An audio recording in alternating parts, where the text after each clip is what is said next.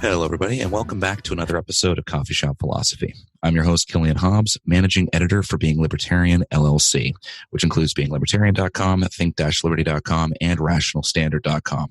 You've already heard me talk about social media, our other podcasts on the Think Liberty Network, and of course, my author page, Killian Hobbs-author, where you can find on Facebook there. So we're going to skip ahead past all that and get right into today's episode. Today, I am joined by the Assistant Social Media Director for Being Libertarian, Lance Psycho, I believe is the way the last name is pronounced, or correct me on that. I've only ever seen it in writing. You got it, Mr. Hobbs. Great job. Excellent. I was still laughing at that whole Psycho for Senate thing that you had going there for a while. I was killing myself watching that come through. The reason I have Lance on today is we're going to go through the disconnect that libertarians have between their support of capitalism and their actual participation in capitalism. So what I mean here is that a lot of people we all know libertarianism. If you found this semi-obscure podcast on a random Facebook page's podcast network, then chances are you're a libertarian. I'm going to take a 99% chance that those out here listening are going to be libertarian if you're listening to this. So a lot of libertarians, they'll talk about the participation in capitalism. They'll talk about the benefits of having free markets and all these other things. And that's all, great, fine, and dandy. It's all stuff that I'm sure me and Lance here will agree with you on. However, when it comes to actually participating in capitalism, so actually becoming successful in markets, actually, managing your own labor and getting the most out of it, or actually starting a business and partaking in that entrepreneurial side of capitalism, that's where a lot of the talk becomes just talk. So Lance, I'll let you go into this a little bit here. Why don't you give us some background on your entrepreneurial life, and then we can kind of dive into what libertarians get wrong on being capitalists and things that they could do to try to fix that. Yeah. Well, thanks for the introduction. So I'm happy to be here today. I've been starting to write a book, and the title of it's going to be Rich Millennial, Poor Millennial, because I'm just that kind of a guy where, I also do a podcast myself. It's called Inside the Firm with my business partner, and we peel back the onion at our architecture firm and really lay it all bare for everybody to understand how we operate and how we even started our business. So how I started and came into the entrepreneurial world was just growing up on a farm and being really poor. My family doesn't like to admit it, but we were not wealthy people. And I think when you interact with wealthy people and you grow up poor and you're shamed, one of the most interesting circumstances that I went through as a kid, I distinctly remember it. I got one pair of shoes per summer, basically, kind of per year. But I was like 8 or 9, and you remember what Aqua socks were? I think they still make them, right? There's sort of these in America. We have these flip flops they're a rubber sole, or whatever, and the mesh top, and they're just mainly for if you're on the beach, if you don't want to be on the sand or anything like that. And I remember one summer it was really tough. My dad was out in Idaho logging. And my mom was kind of taking care of me and my brother all by ourselves. She had worked a government job, and we just didn't have a lot of money at all. So not even enough money to buy me an extra pair of shoes. And I remember limping along in these shoes for maybe a month, and then finally getting to the point of getting ridiculed and made fun of for that. So when you grow up like that, I think there's this hunger inside of you that you never want to put your kids through that again. There's sort of like this, everybody knows that when you'll do the opposite of what your mom and dad are doing. So they were never interested in business. They were always just interested. One of the things they said that drove me nuts was not having money or having money isn't everything, Lance. And then comes along Kanye West, and he has this brilliant statement that is having money isn't everything, but not having it is. And I just live by that. And I'm not here as a greedy capitalist in the sense that I'm squashing people left and right. I really believe in being a good capitalist and treating my employees very, very well, giving them, the kind of time off that they need, the compensation that they need, and then also trying to help breed better capitalists with the podcast and other stuff that I do. So that's where it all started with me, is that just when you grow up in that kind of environment, I mean, I just didn't understand seeing these other families that we were growing up with in the school that we went to, where my mom and dad were struggling every paycheck to paycheck. I always wondered, like, why aren't you guys out there just trying to make your own business? Because I got it. I understood from a very early standpoint in my life that, look, if you have employees, the way it works is you pay them a certain amount of money, right? And then you charge the client or whatever is paying you on top of that, right? 2 to 3 times what their labor is. You're paying them $10 an hour. Then you charge your client $30 an hour. Part of it is your own profit. Part of it is you're reinvesting back into the company. And I never understood why they didn't want to multiply their wealth like that.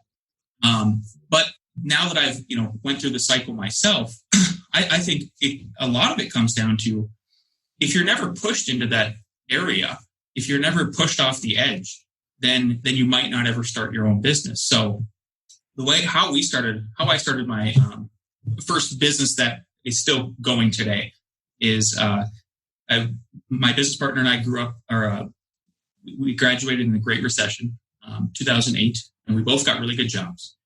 They were some of the last ones that were available before everything sort of took a big crap.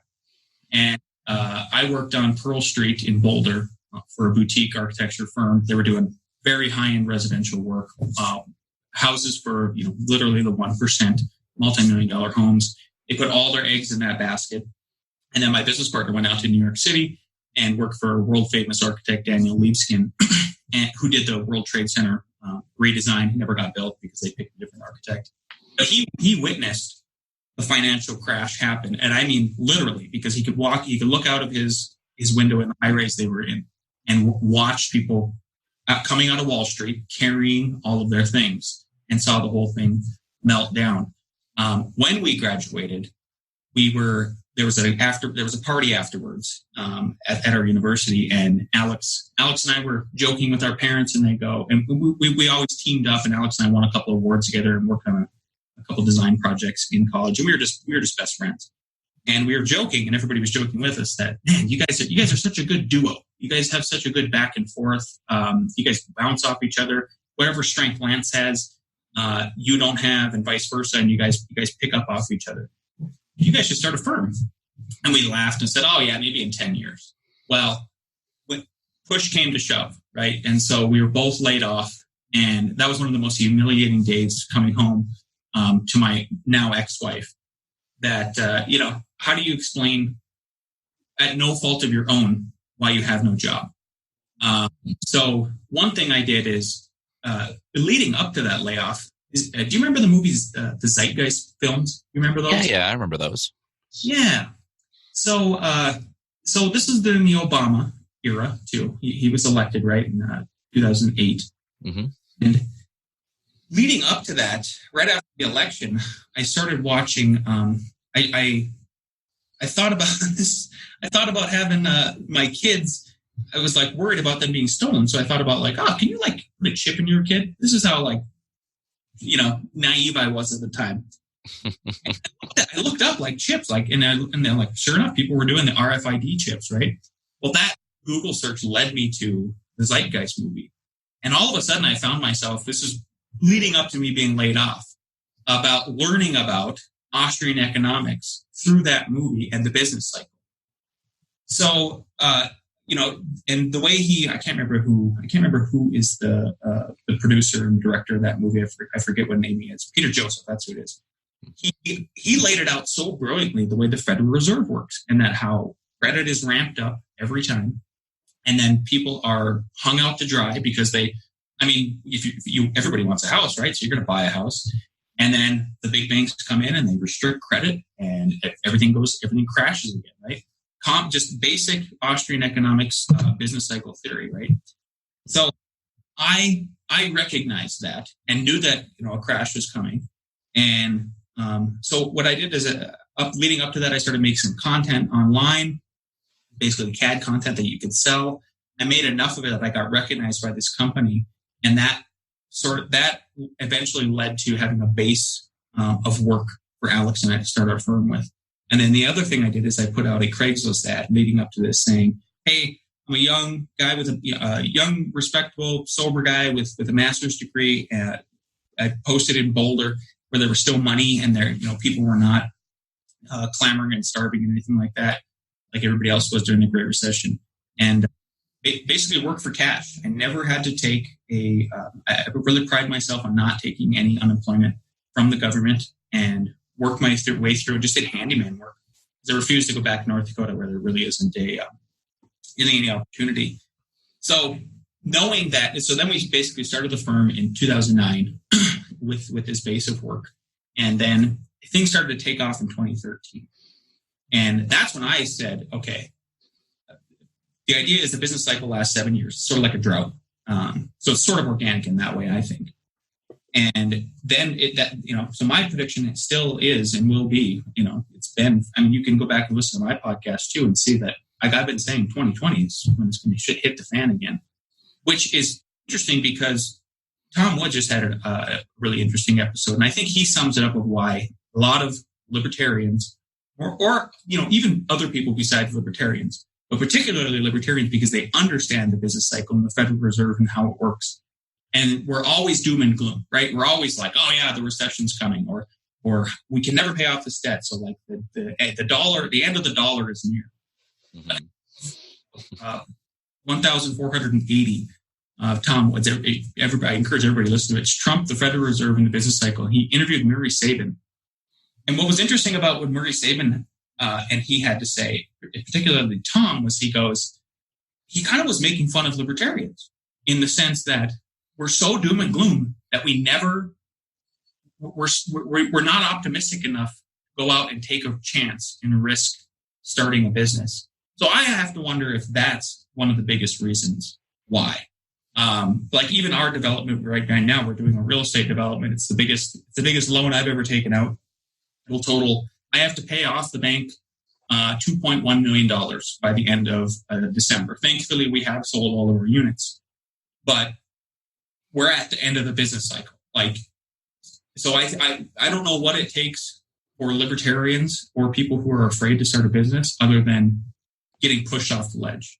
So I know that was a long ramble. No, it's well, a good thing with that is that sometimes, you let the ideas go and it just kind of answers questions preemptively. Because I was going to ask how your firm got started or where you got on the idea of putting this big focus on there or where the libertarian observation came in. But you kind of answered those 5 questions in that whole little mini speech there. So that takes care of a good chunk of it. And, I can agree with you wholeheartedly on that.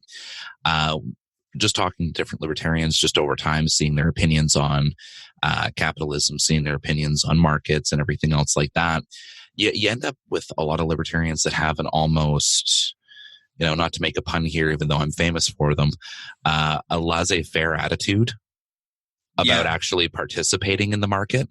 The go-to answer is, I have my wage job and I'm happy with it. So that's how I choose to participate, is to just, maintain the status quo that I have. And for some people, that's fine if that's covering everything they want and need, and they're not really, driven to get that extra money or have that hunger that they need to go a little bit further. If they've got a content life, I totally understand that. But at the same time, you would think that with all of the knowledge that libertarians amass when it comes to how markets work, how money works, all of the economists that people have little shrines built to at their houses, basically. The amount of people that I hear jerking off to Thomas Sowell, don't get me wrong, he's great, but he's not going to buy you dinner, calm down. But you'd think that just even as a status quo level, that people would become more invested in the markets with the knowledge that they spend all of this time amassing. It blows my mind. So about that, right? About how do you use the knowledge that you've built by understanding and really learning about all these economists, right? Like Vinnie Marshall, for instance, right? The guy knows Hayek's work front and back. Vinnie's a capitalist. He gets it. He's doing entrepreneurial stuff. But why does everybody else just read it and then they never act on the thing? I don't know. I don't know. But for us with this development, I just saw the way we used it was, first of all, we had all of the units priced I have to do some quick math, but they were basically priced between $25,000 and $50,000 too high, right? And we saw that if you start looking at a couple things in the market, right? So if anybody doesn't know how the yield curve works, they should, and why you should just do a quick Google search yourself if you're listening and find out. Just Google yield curve and recessions, and you'll understand what you're. In a couple articles, you'll basically get the gist of, these are the signs of, predictably, another recession coming, right? So what should you do to prepare for it? If you're taking a big risk like we are doing, maybe you should drop your prices. So we did. We dropped our prices. We gave some other incentives, and it looks like we're not going to get caught with our pants down, which is a big. That's how people get caught in these traps of the business cycle, right? Mm-hmm. So. And then a lot of other people too are like with the last recession, the margins people were making on buying a house and flipping it. Flipping just became this huge popular thing in the United States. It was already before, but it was on steroids at this point because of all the cash that was available. You didn't have to pre-qualify for anything. You could just get a loan. It was so easy. If everybody's doing the same thing and it's sort of like a herd mentality, I think that's when you need to get nervous. So I don't know. It's frustrating to me to have all of these people really, really understand market economics and not go and act on them. So it'll be interesting once the next recession hits. I actually don't think it's going to be as bad as everybody thinks. But let's say it's worse. If it is worse, if enough people get knocked off of those office jobs that you mentioned earlier, Killian, will they finally make the leap and start some kind of business? The other thing too is a lot of people, I think we have a habit. Everybody has a habit, even if they're if there's left or right or libertarians or whatever. I think we all are kind of in our echo chambers at this point. Social media's been around long enough that we've had our block lists are they're lengthy. So I wonder if they're going to if people actually vet their ideas for starting a business. Like, let's say you want to start a t-shirt business. Okay. If you just boil it down, okay, who's going to supply it? Is there even a need for it? Do people want this sort of thing? That's one of the biggest mistakes I think I've seen people do is they say, like, I'm going to go libertarians. They want to go, I have this idea for this app or whatever. Well, have you actually just looked and went out and checked and see is there already that app out there? And can you even do it better? Or is there this product or all of these things? Why that vetting doesn't happen right away? Kind of blows away. So, I mean, this leads me to a bit of an interesting question then here. So let's say, let's take a look at just a generic example. Let's say, the office worker, let's say. A lot of people, I find that a lot of people, they specialize, right? So what they do is they pick the kind of one thing, and that's the only thing that they decide that they're going to be good at least as far as their career path is concerned. Very few people diversify as their career paths. So let's say we take someone with a normal job. Let's say someone's a debt collector. Let's pick something unpopular. Mm-hmm. They're used to just like call center work. That's the kind of thing that they know. That's their bread and butter. That's the only real, professional skills that they've developed. Let's say that's the type of person we're working with here. How does that person get into business if they want to? Oh, beautiful. I think moonlighting needs to be encouraged. So at the very far end of the spectrum of libertarians, right, are anarchists. People just like, you don't, and not the violent kind, but just basically no government, right? And maybe there's at least some just basic tenets and laws that you have. Well, if you're such a badass, if you're such an anarchist, right, or even if you're at the other end of you're like what I would say a conservative libertarian, just kind of like Republican light. Even you hate authority, right? And so like, why aren't you moonlighting at the same time that you're at your job and putting yourself out there? Now, some people let's say you're in a big corporation. Well, you might have a clause in your contract, if you have a contract, or the policy manual that says you can't moonlight in that specific category. Let's say you're working for a big tax preparer corporation, or like you said, a bill collector. It's good enough, bill collector. So you know how to bill collect, but there's a not to compete clause. I think if you can position yourself to where you can sort of compete. I'm not suggesting stealing clients, literally stealing clients, but is there a subset of the skill that you have in bill collecting that you can put yourself out there, like freelancing, right? So can you start freelancing on all of these different websites where you can do freelancing stuff? Like thumbtack.com is a good one. Even like I talked about earlier about how I put out a Craigslist ad ahead of time and said, and I will do this extra sort of work.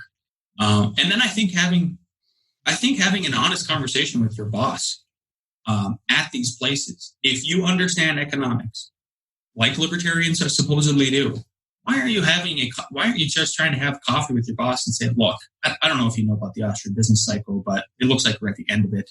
I don't want to get laid off, but it's probably entirely possible. Can I start moonlighting? Can I start?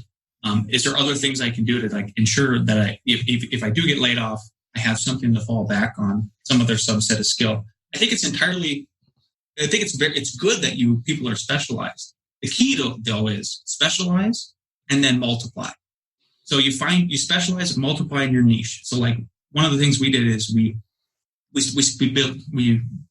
saw that after the Great Recession, the tiny house movement really picked up, and it went crazy because you had all of these Occupy Wall Street people who were like, screw the banks, screw a mortgage, and they kind of became anarchists left and right. Like Tim Pool is a good example of that. He's a van guy, so he lives in vans. That was his whole thing.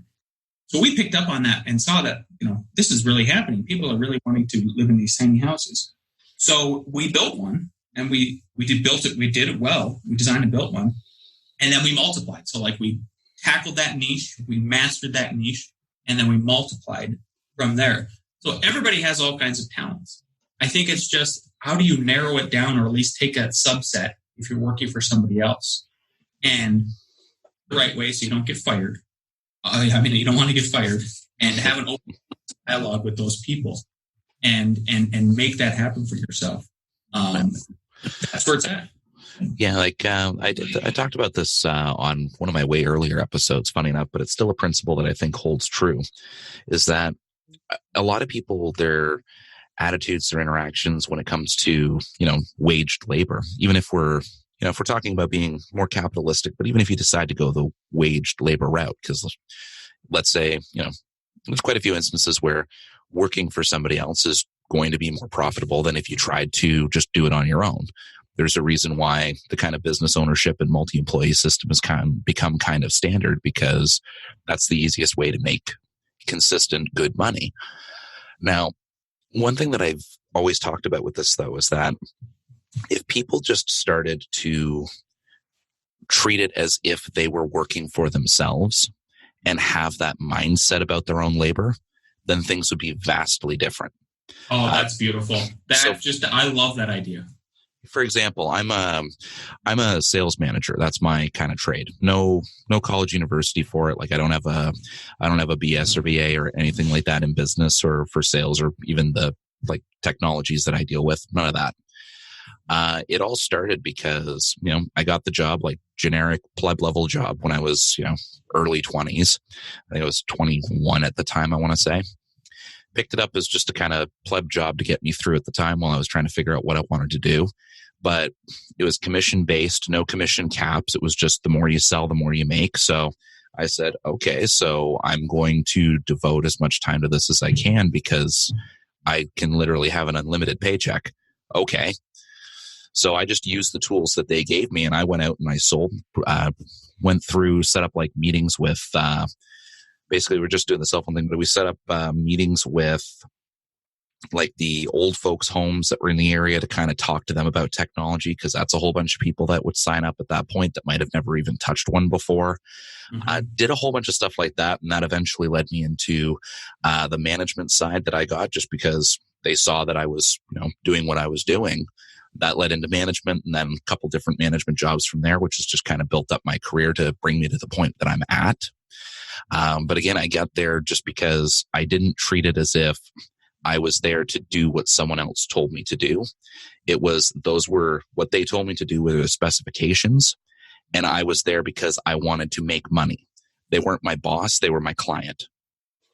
And And that mentality, I find, especially when it comes to the other parts of capitalism that people don't really think about, because when people think capitalism, they think entrepreneurship, they think, managing an investment folder.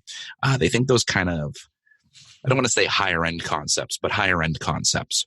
The idea of managing a, $1 million loan and a massive investment portfolio doesn't really click if the person you're trying to tell it to is 20 years old working at a gas station. It's not something that they're going to make that mental jump into tackling right away. It takes a while to get from A to Z at that point. But if you just go into, every wage negotiation, every job interview, every time you're dealing with a client or you're performing tasks or anything like that, if you treat it as if you're there for yourself, you're not there because you're not doing the things that you're doing because you're just told to. You're doing it because you want to impress your client. Because at the end of the day, when we work for people, even in waged labor, we're doing it because we want a paycheck. We are exchanging our services for money. It doesn't change just because it's a corporation versus someone working entirely for themselves.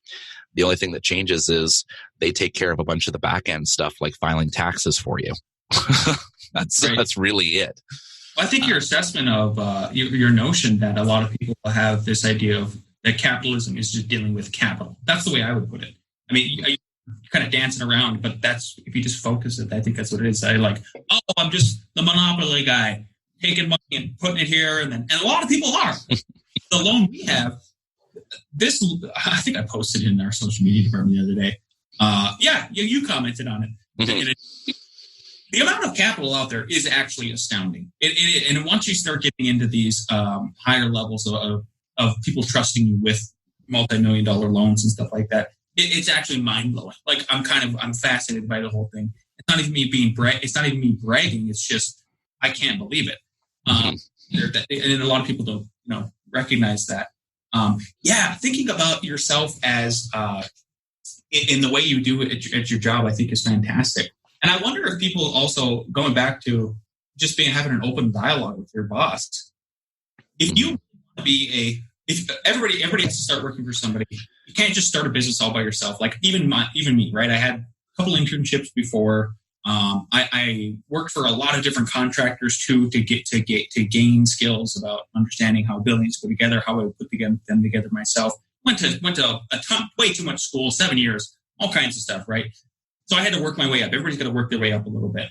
But I think if you really have your eyes set on, okay, knowing that, and then your eyes set on, at some point I do want my own business. I want to be my own boss and my own entrepreneur.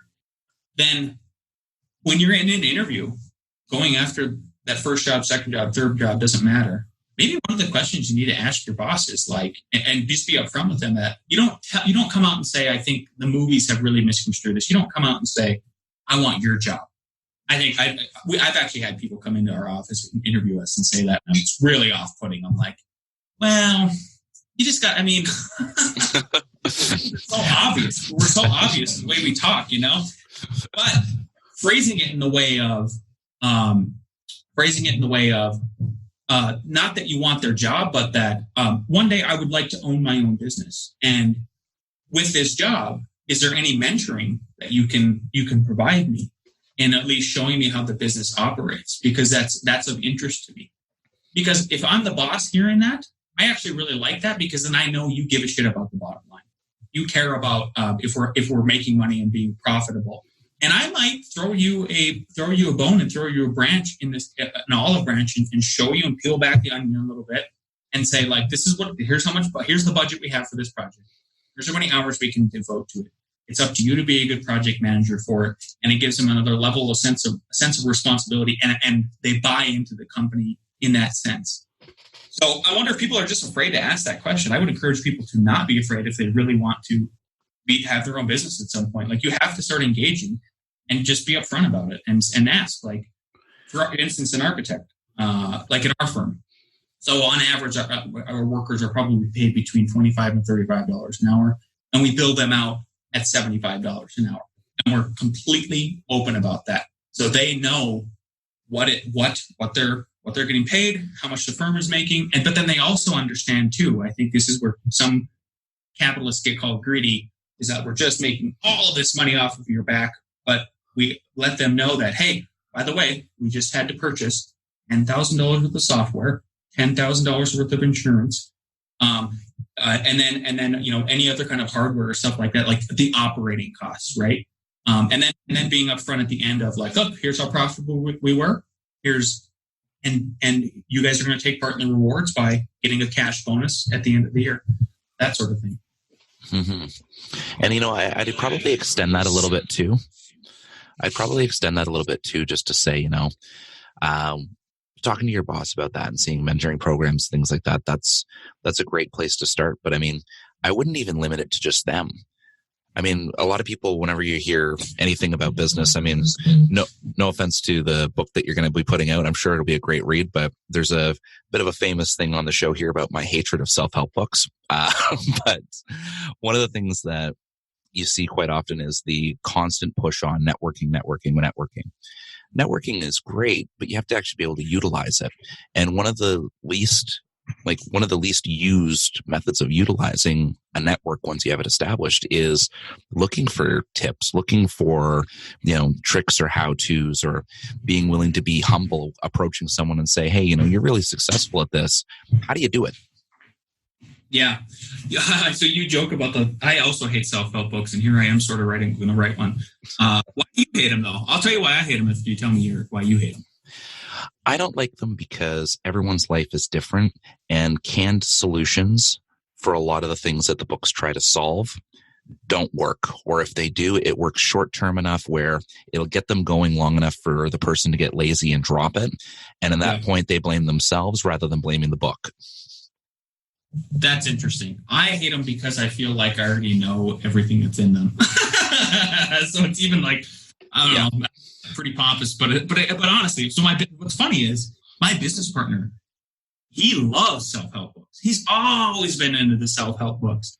And the good thing is that, so he'll read a book and I read too. I'm more of an auditory learner. So I have to, I kind of think I have ADHD or ADD or whatever it's called. I have to be doing a task like gardening or walking or driving or something in order to read a book. I just can't sit still. But so what he'll do is he will read it, and then I'll be like, okay, just tell me the one big thing you got from it. And he'll tell me the one big thing. I'm like, that was pretty brilliant. Maybe I'll use it, maybe I won't. But it seems like there's only like 1 or 2 points anyway out of these books that you can really, like you said, maybe use it for yourself, but everybody else, it's not a one size fits all. Yeah, it's like the financial books. The first thing you want to do is create a budget. The second thing you want to do is spend less money and pay off your debts. Here's the next 50 pages explaining how to do that. It's like, yes, pay off debts, save money. Very good. Thank you. Next, you're going to tell me water is water and that the sky is blue. Very good. Oh, I have to eat to live. These are fascinating insights. Thank you very much. When meeting people, don't be a douchebag. Oh, that's a great tip. I'm glad you wrote an entire book, Dale. Dale Carnegie? Yeah, of course. Yeah. That was a good book, though. I still I'm shitting on it for the sake of shitting on it. It's not a bad book, for everybody, the book is How to Win Friends and Influence People. It's fantastic. Timeless. You should read it. Or at least get the notes, right? Here, I got a question for you. Sure. You just sparked an idea or a thought or a question that I had is, do you think a lot of people, not even just libertarians, don't go out and start their own business or take their own entrepreneurial endeavor and dive because they think you need a bunch of money to start? I think that is for me, that's one of the big misconceptions of, oh, I need all kinds of money to start a business. Like, how can I possibly start a business? And I don't. I would probably say I'd say yes and no. I definitely say that having startup capital can be a barrier, and people have an inflated idea of how much startup capital it actually takes to start a business. But I think the other side of it too is that the people that would generally be in that kind of situation where, like you mentioned before, they've got that push on them where, they have to kind of make that move, like that's the time. Generally, the people in those situations as well, the little money that they have, there's also the fear of losing that initial investment capital. Yeah. Hmm. Interesting. I don't know. I mean, yeah, again, it comes on to like push and shove at the end of the day. You have to have some basis to start, right? I mean, nobody can start. Yeah, let's say you're a carpenter, right? You got to have some set of tools. But then again, like, okay, so here's the way I think you set yourself up for success. So let's say you're a carpenter working for a general contractor or whatever. Well, slowly start building up your set of tools. Maybe save a little bit of cash, and then and try to find some work on the side. I think it's just some like basic fundamental things. Now here I am trying to give a blanket statement to people. No, but I think fundamental things, you know. Yeah, there's some things, like, even though they're blanket statements, it's still something that people might not have clued in on for certain parts of it. It's like, it's like the Austrian business cycle. A lot of the stuff that's in Austrian economics it seems very straightforward when you lay it out flat. I mean, you're not really going to have your mind blown if you read Economics in One Lesson by Hazlitt. But if you didn't know the things that are in that book, or just to see them kind of listed that clearly, it makes it almost inarguable. Sometimes the blanket statements, I know we're backtracking on our hatred of self-help books here, but sometimes the blanket statements do serve a purpose. I guess we're getting into a little bit of time here, just for the normal run of the show. Going back to something you said before about, the big takeaway, the number one big takeaway. What would you say yours is in regards to just the way, libertarians are with entrepreneurship and capital and all that? Like, for everything we discussed, what would you say is the big takeaway for people that are listening to this? I think it's okay to be doom and gloom. But at some point, you have to be start and bloom. We can't sit here and we know things are going to crash. That's fine. That's okay. So you should use that knowledge and position yourself to take advantage of when the market goes crazy, right? Let's say Trump gets the China deal done. I actually think that the stock market could skyrocket and double. And I've talked to a couple of other people that my wife and I work with who are investors, and that's all they do is invest. And they say, yeah, I mean, look at the charts. And if he gets the China deal done, if the Fed lowers rates again, if he gets reelected, I'm not a Trump supporter, but I'm just calling a spade here. The stock market could rally crazily again and double. So but position yourself to take advantage of that, but don't get greedy, right? Pigs get slaughtered. That's the idea. Don't be a pig when you're investing or starting a business or anything like that, and always look for your way out. That's my big takeaway. Mm-hmm. The one that I'd say is a big takeaway for me from this conversation, of course, is that don't be afraid to try it. And also, don't be afraid to do the little things that get you there, like asking, for mentorship, taking a look at how things work and trying to find people who are like-minded that'll help you out with it. It takes absolutely nothing to have a conversation. You don't need startup capital to just sit down and talk with somebody. And that can be all it takes to really get the point home, get the information you need so you can actually take that next step. So Lance, just want to wrap everything up here. Thank you very much for coming on the show today. For those of you that are listening, he mentioned at the beginning of the episode, you can rewind back to there. Make sure to check out his podcast. Give me the podcast name again here. Inside the Firm Podcast. Yeah, which I think was it was number one on architecture podcasts for a little while, or still is. No, we are the top three. So it's hard to gauge it because we don't know our competitors' numbers, even though I'm very good friends with them. But yeah, there's an article recently published, and it's cited us as we're in the top 5 for number of downloads and audience presence and all of that. So check it out. It's actually more than just architecture. It is business. It's construction related, development related. And then just fundamental stuff. A lot of things we go over are just fundamental good practices of how to live and how to practice being an entrepreneur. Excellent. Yeah, so definitely make sure to check that one out. You can also follow F9 Productions on Facebook, which goes through some of the great work that they're doing there in Boulder. But with that all said, I'll wrap everything up here. Don't forget to check out the other podcasts we've got on the network here. Don't forget to follow the Facebook pages. Check out the websites for the new articles that are coming out daily. You can follow me directly at Killian Hobbs -author on Facebook, and you can message the page if you have any ideas for future episodes or guests you'd like me to have on or anything like that. So to wrap everything up, as always, if you liked what you heard and you'd like to hear more, I'll see you again next week.